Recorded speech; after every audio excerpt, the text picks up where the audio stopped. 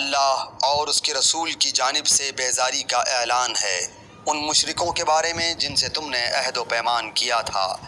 بس اے مشرکو، تم ملک میں 4 مہینے تک تو چل پھر لو، جان لو کہ تم اللہ کو عاجز کرنے والے نہیں ہو، اور یہ بھی یاد رہے کہ اللہ کافروں کو رسوا کرنے والا ہے۔ اللہ اور اس کے رسول کی طرف سے لوگوں کو بڑے حج کے دن صاف اطلاع ہے کہ اللہ مشرکوں سے بیزار ہے، اور اس کا رسول بھی۔ اگر اب بھی تم توبہ کر لو تو تمہارے حق میں بہتر ہے، اور اگر تم روگردانی کرو تو جان لو کہ تم اللہ کو ہرا نہیں سکتے، اور کافروں کو دکھ کی مار کی خبر پہنچا دیجیے، بجز ان مشرکوں کے جن سے تمہارا معاہدہ ہو چکا ہے، اور انہوں نے تمہیں ذرا سا بھی نقصان نہیں پہنچایا، نہ کسی کی تمہارے خلاف مدد کی ہے، تو تم بھی ان کے معاہدے کی مدت ان کے ساتھ پوری کرو۔ اللہ تعالیٰ پرہیزگاروں کو دوست رکھتا ہے۔ پھر حرمت والے مہینوں کے گزرتے ہی مشرکوں کو جہاں پاؤ قتل کرو، انہیں گرفتار کرو، ان کا محاصرہ کر لو، اور ان کی طاق میں ہر گھاٹی میں جا بیٹھو۔ ہاں، اگر وہ توبہ کر لیں اور نماز کے پابند ہو جائیں اور زکوٰۃ ادا کرنے لگیں تو تم ان کی راہیں چھوڑ دو، یقیناً اللہ تعالیٰ بخشنے والا مہربان ہے۔ اگر مشرکوں میں سے کوئی تجھ سے پناہ طلب کرے تو تو اسے پناہ دے دے، یہاں تک کہ وہ کلام اللہ سن لے، پھر اسے اپنی جائے امن تک پہنچا دے، یہ اس لیے کہ یہ لوگ بے علم ہیں۔ مشرکوں کے لیے عہد اللہ اور اس کے رسول کے نزدیک کیسے رہ سکتا ہے سوائے ان کے جن سے تم نے عہد و پیمان مسجد حرام کے پاس کیا ہے۔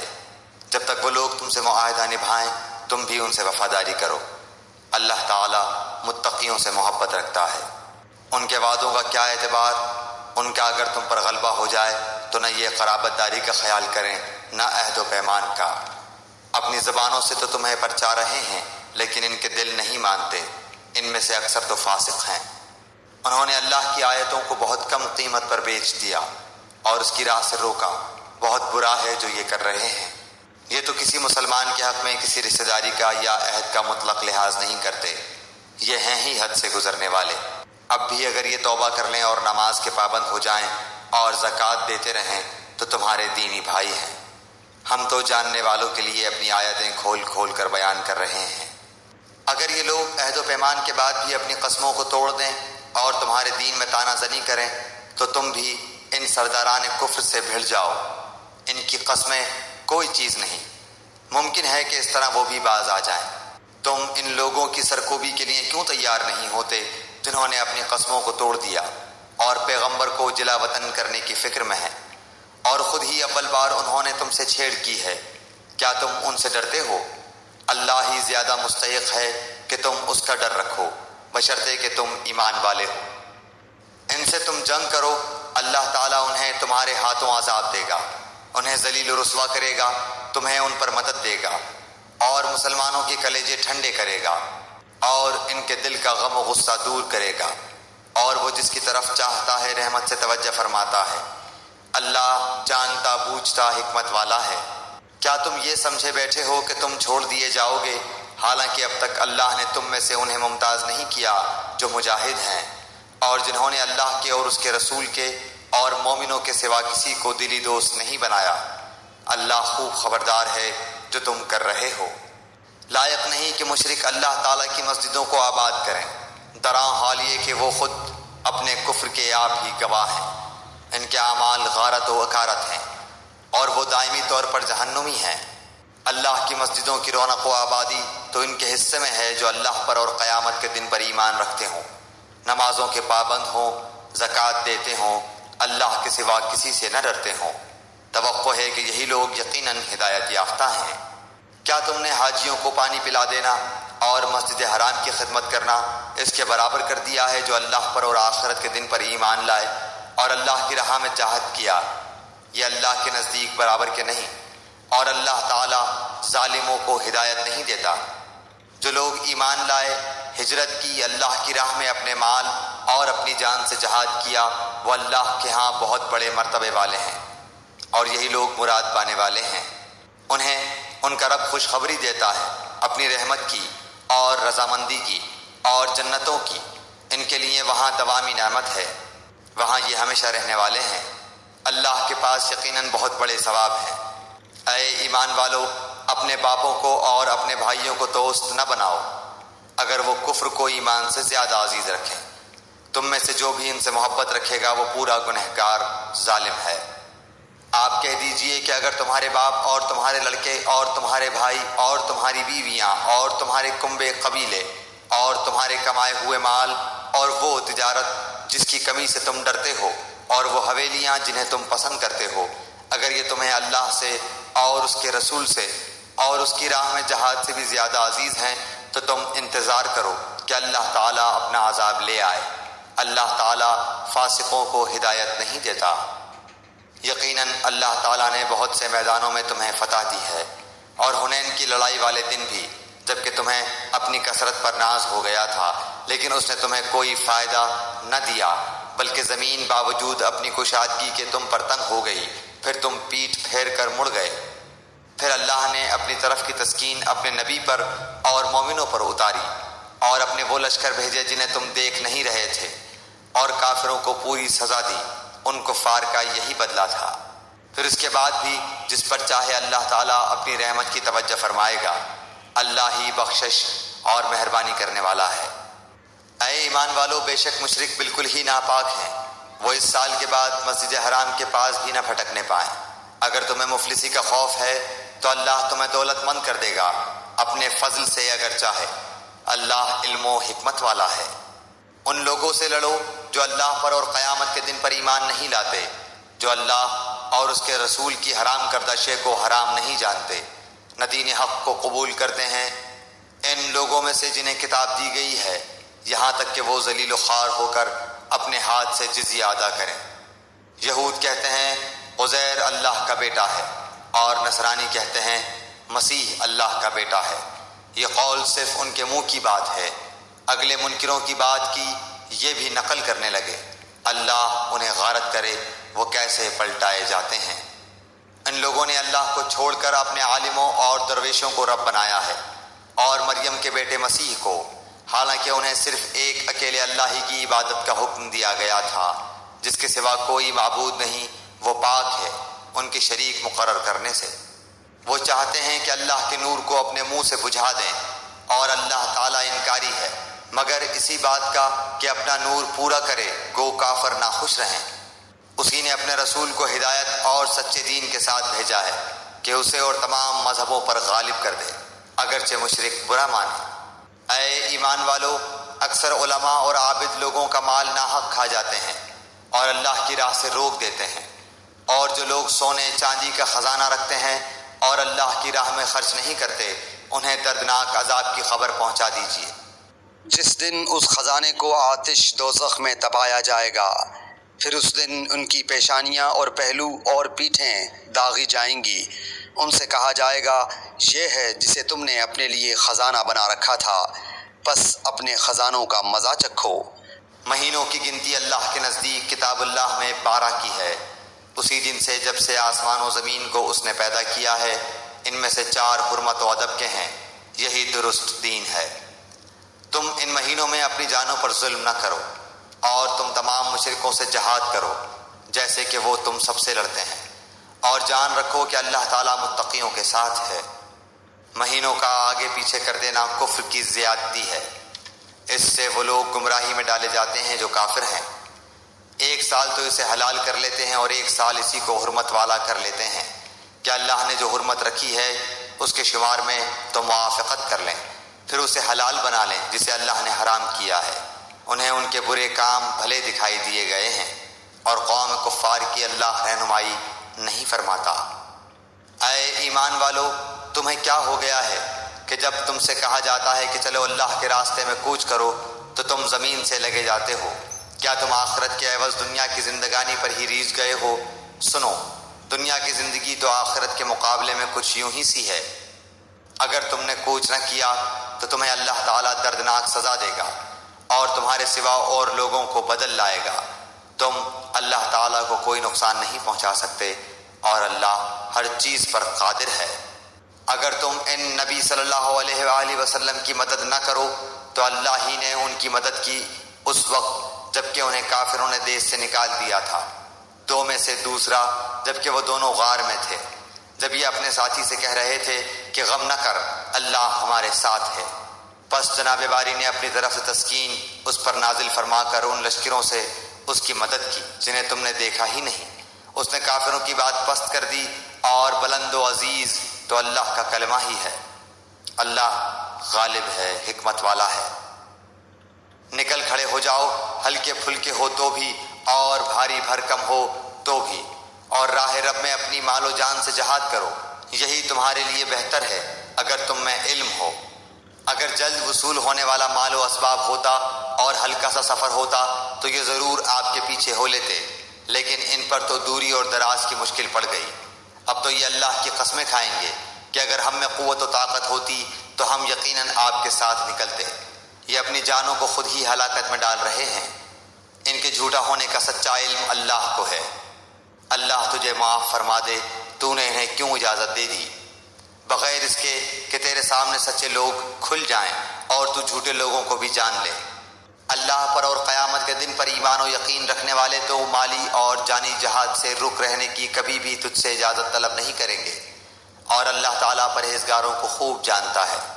یہ اجازت تو تجھ سے وہی طلب کرتے ہیں جنہیں نہ اللہ پر ایمان ہے نہ آخرت کے دن کا یقین ہے، جن کے دل شک میں پڑے ہوئے ہیں اور وہ اپنے شک میں ہی سرگرداں ہیں۔ اگر ان کا ارادہ جہاد کے لیے نکلنے کا ہوتا تو وہ اس سفر کے لیے سامان کی تیاری کر رکھتے، لیکن اللہ کو ان کا اٹھنا پسند ہی نہ تھا، اس لیے انہیں حرکت سے ہی روک دیا اور کہہ دیا گیا کہ تم بیٹھنے والوں کے ساتھ بیٹھے ہی رہو۔ اگر یہ تم میں مل کر نکلتے بھی تو تمہارے لیے سوائے فساد کے اور کوئی چیز نہ بڑھاتے، بلکہ تمہارے درمیان خوب گھوڑے دوڑا دیتے اور تم میں فتنے ڈالنے کی تلاش میں رہتے۔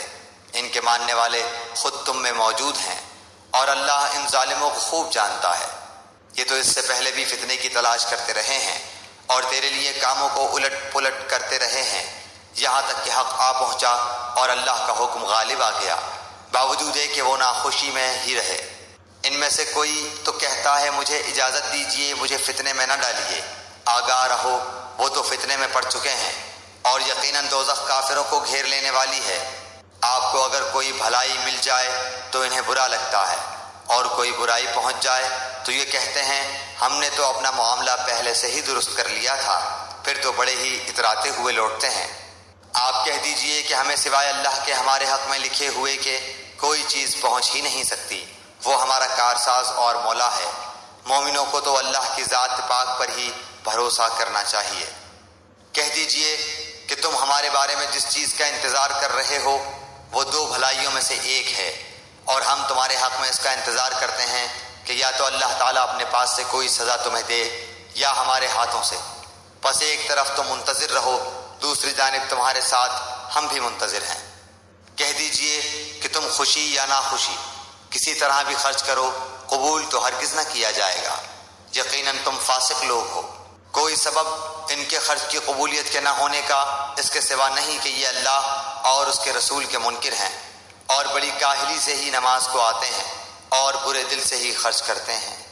پس آپ کو ان کے مال و اولاد تعجب میں نہ ڈال دیں، اللہ کی چاہت یہی ہے کہ اس سے انہیں دنیا کی زندگی میں ہی سزا دے اور ان کے کفر ہی کی حالت میں ان کی جانیں نکل جائیں۔ یہ اللہ کی قسم کھا کھا کر کہتے ہیں کہ یہ تمہاری جماعت کے لوگ ہیں، حالانکہ وہ دراصل تمہارے نہیں، بات صرف اتنی ہے کہ یہ ڈرپوک لوگ ہیں۔ اگر یہ کوئی بچاؤ کی جگہ یا کوئی غار یا کوئی بھی سر گھسانے کی جگہ پالیں تو ابھی اس طرف لگام توڑ کر الٹے بھاگ چھوٹیں۔ ان میں وہ بھی ہیں جو خیراتی مال کی تقسیم کے بارے میں آپ پر عیب رکھتے ہیں، اگر انہیں اس میں سے مل جائے تو وہ خوش ہیں، اور اگر اس میں سے نہ ملا تو فوراً ہی بگڑ کھڑے ہوئے۔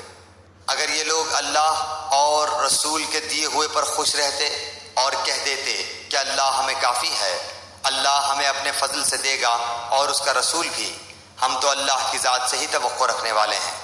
صدقے صرف فقیروں کے لیے ہیں اور مسکینوں کے لیے اور ان کے وصول کرنے والوں کے لیے اور ان کے لیے جن کے دل پر چائے جاتے ہوں، اور گردن چھڑانے میں اور قرض داروں کے لیے اور اللہ کی راہ میں اور راہرو مسافروں کے لیے فرض ہے اللہ کی طرف سے، اور اللہ علم و حکمت والا ہے۔ ان میں سے وہ بھی ہیں جو پیغمبر کو ایذا دیتے ہیں اور کہتے ہیں کان کا کچا ہے۔ آپ کہہ دیجئے کہ وہ کان تمہارے بھلے کے لیے ہے، وہ اللہ پر ایمان رکھتا ہے اور مسلمانوں کی بات کا یقین کرتا ہے، اور تم میں سے جو اہل ایمان ہیں یہ ان کے لیے رحمت ہے۔ رسول اللہ صلی اللہ علیہ وآلہ وسلم کو جو لوگ ایذا دیتے ہیں ان کے لیے دکھ کی مار ہے۔ محض تمہیں خوش کرنے کے لیے تمہارے سامنے اللہ کی قسمیں کھا جاتے ہیں، حالانکہ اگر یہ ایماندار ہوتے تو اللہ اور اس کا رسول رضامند کرنے کے زیادہ مستحق تھے۔ کیا یہ نہیں جانتے کہ جو بھی اللہ کی اور اس کے رسول کی مخالفت کرے گا اس کے لیے یقیناً دوزخ کی آگ ہے جس میں وہ ہمیشہ رہنے والا ہے۔ یہ زبردست رسوائی ہے۔ منافقوں کو ہر وقت اس بات کا کھٹکا لگا رہتا ہے کہ کہیں مسلمانوں پر کوئی صورت نہ اترے جو ان کے دلوں کی باتیں انہیں بتلا دے۔ کہہ دیجئے کہ تم مذاق اڑاتے رہو، یقیناً اللہ تعالیٰ اسے ظاہر کرنے والا ہے جس سے تم ڈر دبک رہے ہو۔ اگر آپ ان سے پوچھیں تو صاف کہہ دیں گے کہ ہم تو یوں ہی آپس میں ہنس بول رہے تھے۔ کہہ دیجئے کہ اللہ، اس کی آیتیں اور اس کا رسول ہی تمہارے ہنسی مذاق کے لیے رہ گئے ہیں۔ تم بہانے نہ بناؤ، یقیناً تم اپنے ایمان کے بعد بے ایمان ہو گئے۔ اگر ہم تم میں سے کچھ لوگوں سے درگزر بھی کر لیں تو کچھ لوگوں کو ان کے جرم کی سنگین سزا بھی دیں گے۔ تمام منافق مرد و عورت آپس میں ایک ہی ہیں، یہ بری باتوں کا حکم دیتے ہیں اور بھلی باتوں سے روکتے ہیں اور اپنی مٹھی بند رکھتے ہیں۔ یہ اللہ کو بھول گئے، اللہ نے انہیں بھلا دیا۔ بے شک منافق ہی فاسد و بد کردار ہیں۔ اللہ تعالیٰ ان منافق مردوں، عورتوں اور کافروں سے جہنم کی آگ کا وعدہ کر چکا ہے جہاں یہ ہمیشہ رہنے والے ہیں۔ وہی انہیں کافی ہے، ان پر اللہ کی پھٹکار ہے اور انہی کے لیے دائمی عذاب ہے۔ مثل ان لوگوں کے جو تم سے پہلے تھے، تم میں سے وہ زیادہ قوت والے تھے اور زیادہ مال اولاد والے تھے، پس وہ اپنا دینی حصہ برت گئے، پھر تم نے بھی اپنا حصہ برت لیا، جیسے تم سے پہلے کے لوگ اپنے حصے سے فائدہ مند ہوئے تھے، اور تم نے بھی اسی طرح مذاقانہ بحث کی جیسے کہ انہوں نے کی تھی۔ ان کے اعمال دنیا اور آخرت میں غارت ہو گئے، یہی لوگ نقصان پانے والے ہیں۔ کیا انہیں اپنے سے پہلے لوگوں کی خبریں نہیں پہنچیں؟ قوم نوح اور عاد اور سمود اور قوم ابراہیم اور اہل مدین اور اہل معتفقات، الٹی ہوئی بستیوں کے رہنے والے کی ان کے پاس ان کے پیغمبر دلیلیں لے کر پہنچے۔ اللہ ایسا نہ تھا کہ ان پر ظلم کرے، بلکہ انہوں نے خود ہی اپنے اوپر ظلم کیا۔ مومن مرد و عورت آپس میں ایک دوسرے کے مددگار و معاون اور دوست ہیں۔ وہ بھلائیوں کا حکم دیتے ہیں اور برائیوں سے روکتے ہیں، نمازوں کو پابندی سے بجا لاتے ہیں، زکوٰۃ ادا کرتے ہیں، اللہ کی اور اس کے رسول کی بات مانتے ہیں۔ یہی لوگ ہیں جن پر اللہ تعالیٰ بہت جلد رحم فرمائے گا۔ بے شک اللہ غلبے والا، حکمت والا ہے۔ ان ایماندار مردوں اور عورتوں سے اللہ نے ان جنتوں کا وعدہ فرمایا ہے جن کے نیچے نہریں لہریں لے رہی ہیں، جہاں وہ ہمیشہ ہمیش رہنے والے ہیں، اور ان صاف ستھرے پاکیزہ محلات کا جو ان ہمیشگی والی جنتوں میں ہیں، اور اللہ کی رضامندی سے سب سے بڑی چیز ہے۔ یہی زبردست کامیابی ہے۔ اے نبی، کافروں اور منافقوں سے جہاد جاری رکھو اور ان پر سخت ہو جاؤ۔ ان کی اصلی جگہ دوزخ ہے جو نہایت بدترین جگہ ہے۔ یہ اللہ کی قسمیں کھا کر کہتے ہیں کہ انہوں نے نہیں کہا، حالانکہ یقیناً کفر کا کلمہ ان کی زبان سے نکل چکا ہے، اور یہ اپنے اسلام کے بعد کافر ہو گئے ہیں، اور انہوں نے اس کام کا قصد بھی کیا جو پورا نہ کر سکے۔ یہ صرف اسی بات کا انتقام لے رہے ہیں کہ انہیں اللہ نے اپنے فضل سے اور اس کے رسول صلی اللہ علیہ وسلم نے دولت مند کر دیا۔ اگر یہ بھی توبہ کر لیں تو یہ ان کے حق میں بہتر ہے، اور اگر منہ موڑے رہیں تو اللہ تعالیٰ انہیں دنیا و آخرت میں دردناک عذاب دے گا، اور زمین بھر میں ان کا کوئی حمایتی اور مددگار نہ کھڑا ہوگا۔ ان میں وہ بھی ہیں جنہوں نے اللہ سے عہد کیا تھا کہ اگر وہ ہمیں اپنے فضل سے مال دے گا تو ہم ضرور صدقہ و خیرات کریں گے اور پکی طرح نیکوکاروں میں ہو جائیں گے، لیکن جب اللہ نے اپنے فضل سے انہیں دیا تو یہ اس میں سے بخیلی کرنے لگے اور ٹال مٹول کر کے منہ موڑ لیا۔ بس اس کی سزا میں اللہ نے ان کے دلوں میں نفاق ڈال دیا اللہ سے ملنے کے دنوں تک، کیونکہ انہوں نے اللہ سے کیے ہوئے وعدے کا خلاف کیا اور کیونکہ جھوٹ بولتے رہے۔ کیا وہ نہیں جانتے کہ اللہ کو ان کے دل کا بھید اور ان کی سرگوشی سب معلوم ہے، اور اللہ تعالیٰ غیب کی تمام باتوں سے خبردار ہے۔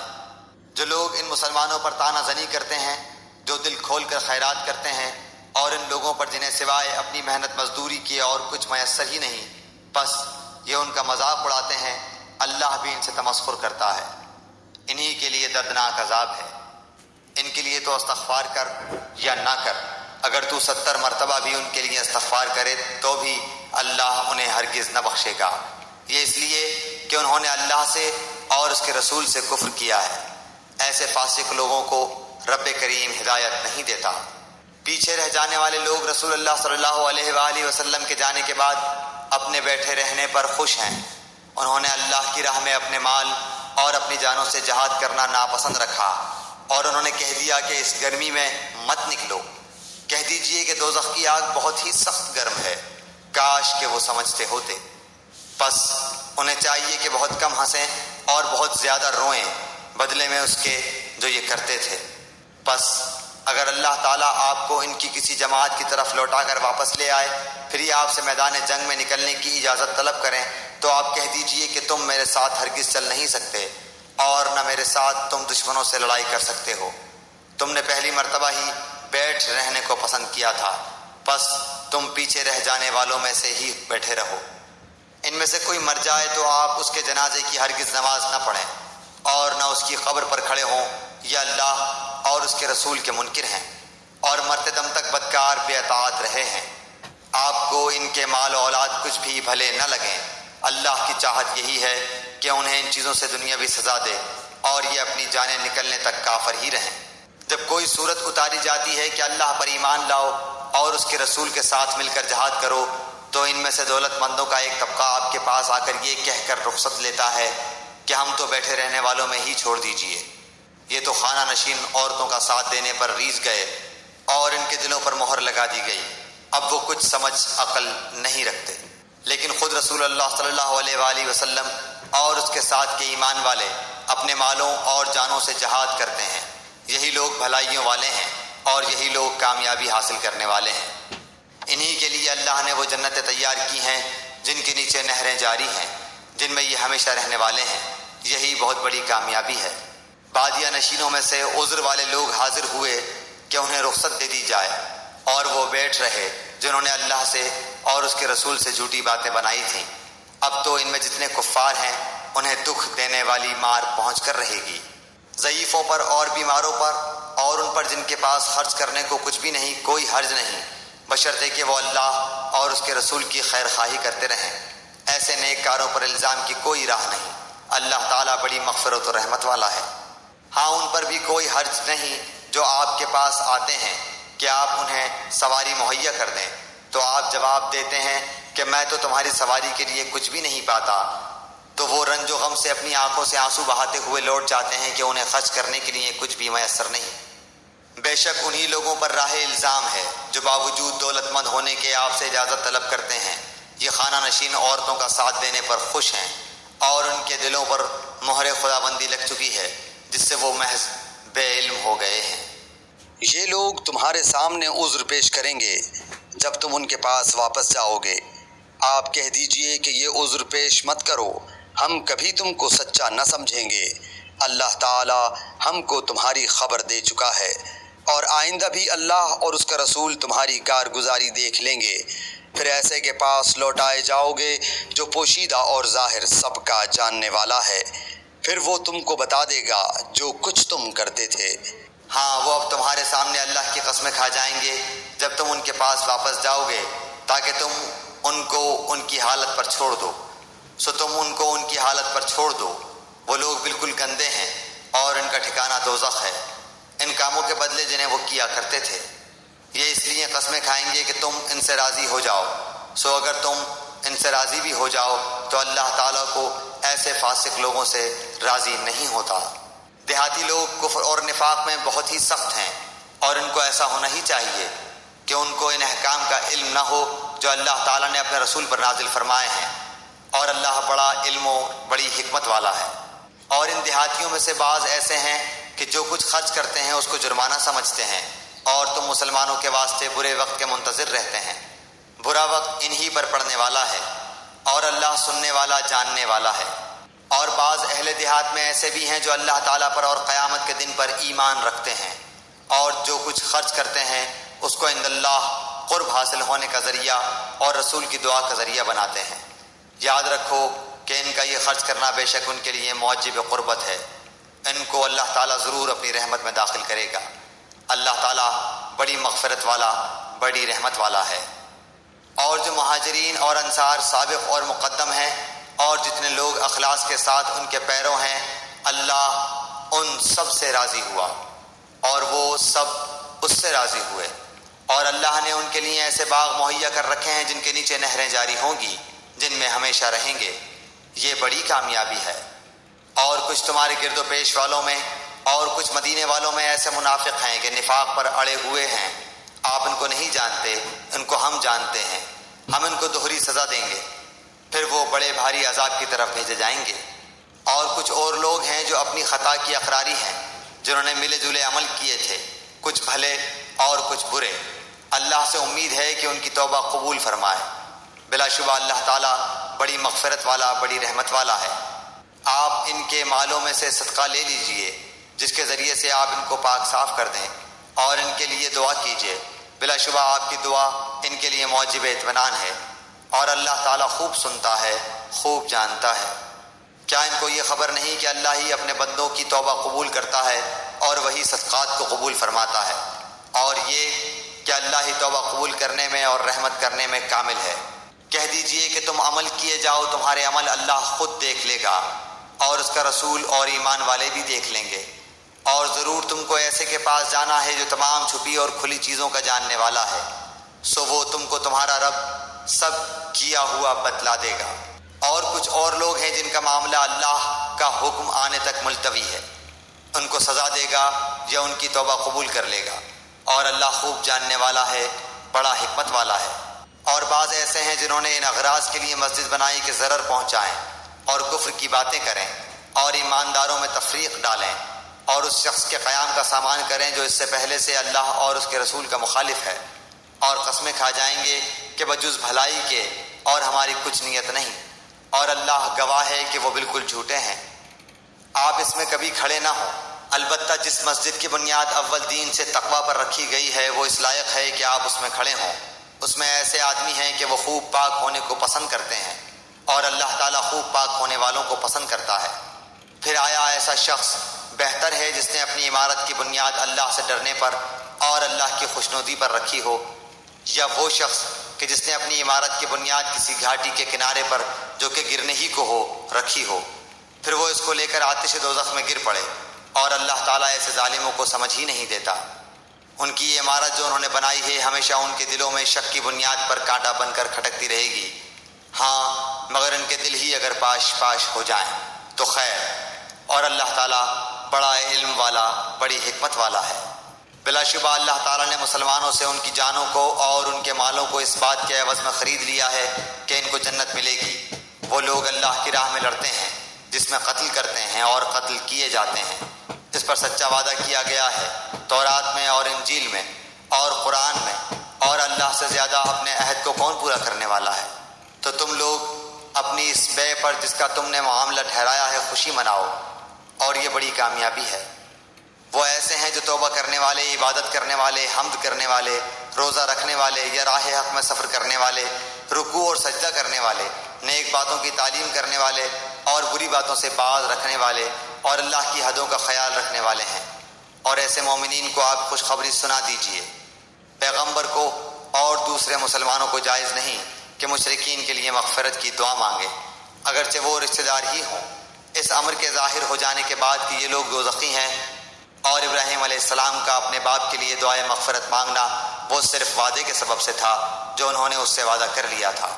پھر جب ان پر یہ بات ظاہر ہو گئی کہ وہ اللہ کا دشمن ہے تو وہ اس سے محض بے تعلق ہو گئے۔ واقعی ابراہیم علیہ السلام بڑے نرم دل اور بردبار تھے، اور اللہ ایسا نہیں کرتا کہ کسی قوم کو ہدایت کر کے بعد میں گمراہ کر دے جب تک کہ ان چیزوں کی صاف صاف نہ بتلا دے جن سے وہ بچیں۔ بے شک اللہ تعالیٰ ہر چیز کو خوب جانتا ہے۔ بلا شبہ اللہ ہی کی سلطنت ہے آسمانوں اور زمین میں، وہی جلاتا اور مارتا ہے، اور تمہارا اللہ کے سوا نہ کوئی یار ہے اور نہ کوئی مددگار۔ اللہ تعالیٰ نے پیغمبر کے حال پر توجہ فرمائی اور مہاجرین اور انصار کے حال پر بھی، جنہوں نے ایسی تنگی کے وقت پیغمبر کا ساتھ دیا۔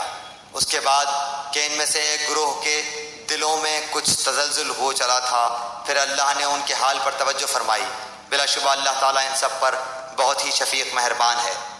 اور 3 شخصوں کے حال پر بھی جن کا معاملہ ملتوی چھوڑ دیا گیا تھا، یہاں تک کہ جب زمین باوجود اپنی فراخی کے ان پر تنگ ہونے لگی اور وہ خود اپنی جان سے تنگ آ گئے، اور انہوں نے سمجھ لیا کہ اللہ سے کہیں پناہ نہیں مل سکتی بجز اس کے کہ اسی کی طرف رجوع کیا جائے۔ پھر ان کے حال پر توجہ فرمائی تاکہ وہ آئندہ بھی توبہ کر سکیں۔ بے شک اللہ تعالیٰ بہت توبہ قبول کرنے والا، بڑا رحم والا ہے۔ اے ایمان والو، اللہ تعالیٰ سے ڈرو اور سچوں کے ساتھ رہو۔ مدینے کے رہنے والوں کو اور جو دیہاتی ان کے گرد و پیش ہیں ان کو یہ زیبا نہ تھا کہ رسول اللہ کو چھوڑ کر پیچھے رہ جائیں، اور نہ یہ کہ اپنی جان کو ان کی جان سے عزیز سمجھیں۔ یہ اس سبب سے کہ ان کو اللہ کی راہ میں جو پیاس لگی اور جو تکان پہنچی اور جو بھوک لگی اور کسی ایسی جگہ چلے جو کفار کے لیے معجب غیظ ہوا ہو، اور دشمنوں کی جو کچھ خبر لی، ان سب پر ان کے نام ایک ایک نیک کام لکھا گیا۔ یقیناً اللہ تعالیٰ مخلصین کا اجر ضائع نہیں کرتا۔ اور جو کچھ چھوٹا بڑا انہوں نے خرچ کیا اور جتنے میدان ان کو طے کرنے پڑے، یہ سب بھی ان کے نام لکھا گیا تاکہ اللہ تعالیٰ ان کے کاموں کو اچھے سے اچھا بدلا دے۔ اور مسلمانوں کو یہ نہ چاہیے کہ سب کے سب نکل کھڑے ہوں، سو ایسا کیوں نہ کیا جائے کہ ان کی ہر بڑی جماعت میں سے ایک چھوٹی جماعت جایا کرے تاکہ وہ دین کی سمجھ بوجھ حاصل کریں، اور تاکہ یہ لوگ اپنی قوم کو جب کہ وہ ان کے پاس آئیں ڈرائیں تاکہ وہ ڈر جائیں۔ اے ایمان والو، ان کفار سے لڑو جو تمہارے آس پاس ہیں، اور ان کو تمہارے اندر سختی پانا چاہیے، اور یہ یقین رکھو کہ اللہ تعالیٰ متقی لوگوں کے ساتھ ہے۔ اور جب کوئی صورت نازل کی جاتی ہے تو بعض منافقین کہتے ہیں کہ اس صورت نے تم میں سے کس کے ایمان کو زیادہ کیا ہے؟ سو جو لوگ ایمان والے ہیں اس صورت نے ان کے ایمان کو زیادہ کیا ہے اور وہ خوش ہو رہے ہیں، اور جن کے دلوں میں روگ ہے اس صورت نے ان میں ان کی گندگی کے ساتھ اور گندگی بڑھا دی، اور وہ حالت کفر ہی میں مر گئے۔ اور کیا ان کو نہیں دکھلائی دیتا کہ یہ لوگ ہر سال 1 بار یا 2 بار کسی نہ کسی آفت میں پھنسے رہتے ہیں، پھر بھی نہ توبہ کرتے اور نہ نصیحت قبول کرتے ہیں۔ اور جب کوئی صورت نازل کی جاتی ہے تو ایک دوسرے کو دیکھنے لگتے ہیں کہ تم کو کوئی دیکھتا تو نہیں، پھر چل دیتے ہیں۔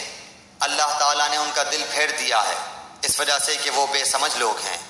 تمہارے پاس ایک ایسے پیغمبر تشریف لائے ہیں جو تمہاری جنس سے ہیں، جن کو تمہاری مدرت کی بات نہایت گراں گزرتی ہے، جو تمہاری منفعت کے بڑے خواہش مند رہتے ہیں، ایمان والوں کے ساتھ بڑے ہی شفیق اور مہربان ہیں۔ پھر اگر روگردانی کریں تو آپ کہہ دیجئے کہ میرے لیے اللہ کافی ہے، اس کے سوا کوئی معبود نہیں، میں نے اسی پر بھروسہ کیا اور وہ بڑے عرش کا مالک ہے۔